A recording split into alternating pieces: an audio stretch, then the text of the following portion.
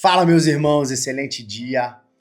Hoje fui convidado a falar sobre Levítico, do capítulo 8 ao 18. Que missão! Talvez você tenha pensado, nó, que texto difícil, muitos detalhes, muitos rituais, mas na verdade esses capítulos respondem a uma pergunta essencial. Como que um Deus santo pode habitar no meio de um povo imperfeito? A gente vai caminhar nesses capítulos para entender o que Deus estava ensinando naquela época e o que isso fala com a gente nos dias de hoje. Lá no capítulo 8 e 9, tudo é feito exatamente como o Senhor ordena. Deus consagra Arão e seus filhos como sacerdotes. Vestes, óleos, sacrifícios, altar, nada é improvisado. E no capítulo 9, depois daquela obediência, a glória do Senhor ela se manifesta sobre aquele povo. A presença de Deus ela se manifesta onde há obediência. Deus ele busca corações obedientes e antes de sinais, ele quer coração alinhado. No capítulo 10 e 11, acontece um dos episódios mais fortes de Levítico. Nadab e Abiú oferecem um fogo estranho, oferecem mais do que foi pedido e algo que Deus não tinha ordenado. Mesmo sendo sacerdotes, mesmo estando perto, eles acabam desobedecendo. E acaba que a boa intenção ela não substituiu a obediência. E aí Deus fala sobre alimentos ali no capítulo 11, de alimentos puros e alimentos impuros. Deus estava ensinando um discernimento que tem que ser de todos os dias. Tudo lembrava ao povo, vocês pertencem a mim. No 12 e no 13, Deus fala sobre o período após o parto, sobre doenças de pele, sobre os processos naturais da vida, as fragilidades do corpo eram tratados diante de Deus.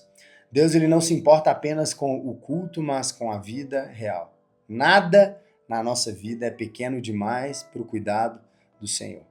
No 14 e 15, esses capítulos eles tratam da lepra, eles continuam, tratando da lepra, das impurezas corporais. O doente ele era afastado, mas havia um caminho claro de restauração. O pecado e a impureza nos afastam de Deus, mas Deus sempre oferece um caminho para você e para mim de volta.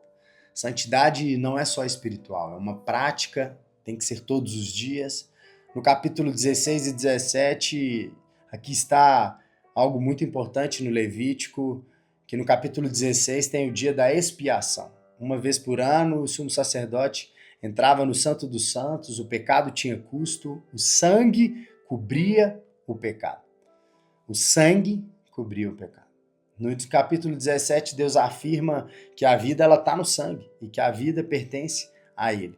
O pecado é sério, mas Deus oferece perdão. Ele oferece perdão para você, para mim.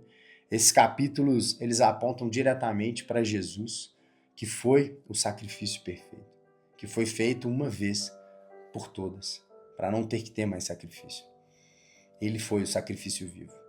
No capítulo 18, Deus estabelece limites morais claros. Ele diz ao povo, não vivam como foi o Egito, nem como Canaã.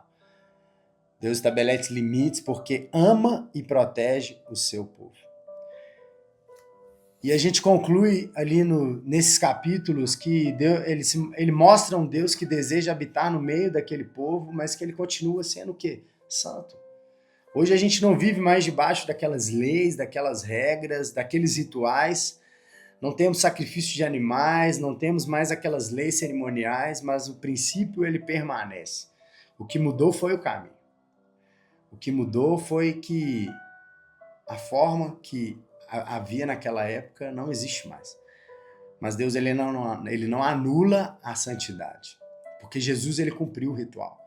O chamado ele continua sendo o mesmo para mim e para você. Viver uma vida alinhada com Deus em todas as áreas da nossa vida.